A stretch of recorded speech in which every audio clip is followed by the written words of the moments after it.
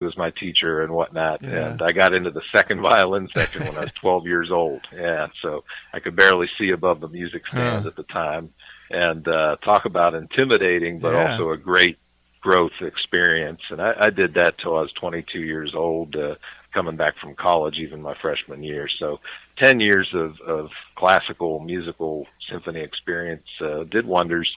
But then wanted to have fun as well, learned the old time fiddler thing, competed in Pennsylvania and West Virginia contests and whatnot, and then started to do the band and restaurant and bar venue thing with the Finders down in Delaware. And it's funny, you get older and you want to be a full-time musician, but you're not sure where you stand and whatnot.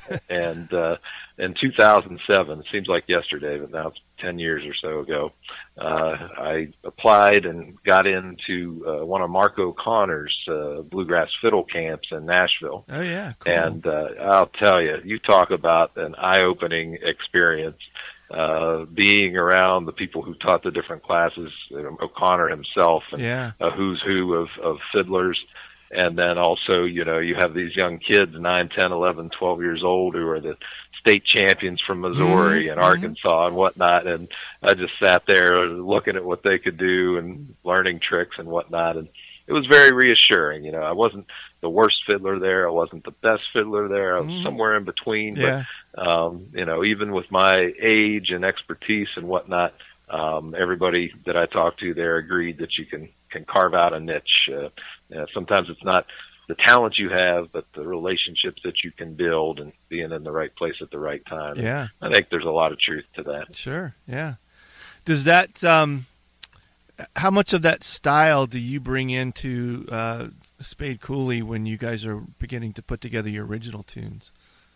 Yes. That's very interesting because the original recordings, even the recordings on the album that often have lead guitar solos or keyboard solos, those don't typically happen anymore. Usually I'm covering that on electric violin, sometimes note for note, just with a twang. So yeah, you're right on with that. Especially if we play as a duo or a trio, with David and Maggie singing lead, and they're both acoustic guitar players. We don't have a lead guitar. We don't have saxophone or keys or trumpets or anything. So I get to cover all that stuff, which is a lot of fun. Yeah. But sometimes a lot of pressure to come up with different things too. No, I feel very fortunate that rather than it being a utility instrument, it's become kind of the core, one of the core instruments of the band. And even when we do bring in, Michael Walker on lead guitar or whatnot, it will still trade solos often, back and forth, even if some of them were originally guitar solos. So it's been a big influence, on how we do things going forth. What's a typical audience for you guys? Who do you find that your music resonates with the most?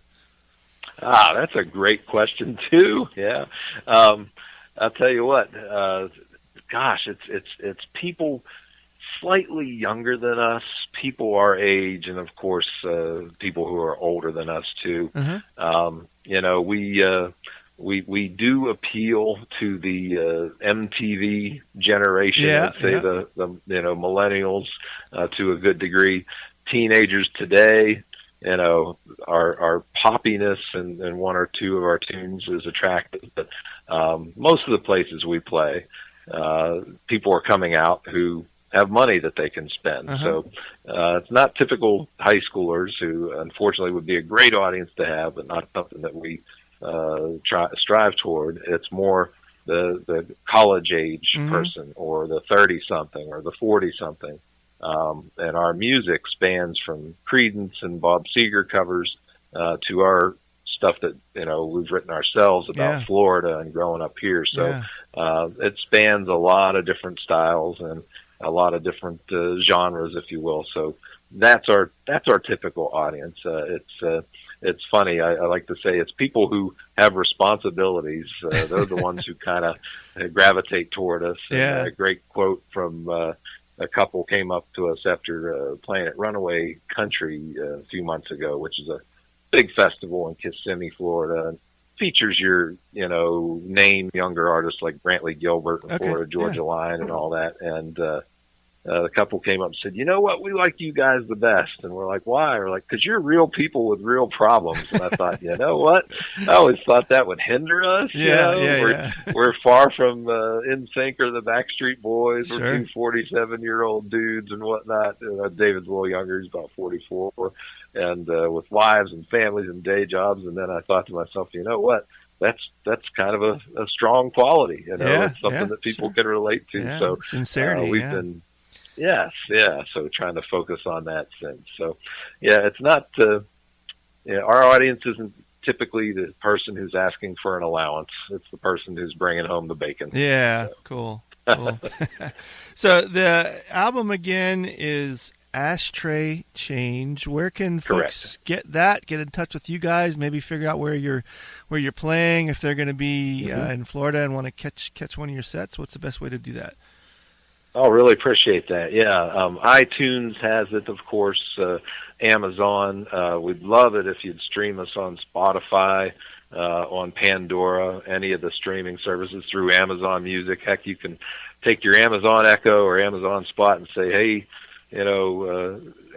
Alexa," that's what her name is. Yeah. Alexa, play some Spayed Koolie for me, and she'll bring it up. It's there. I know that for sure. Cool.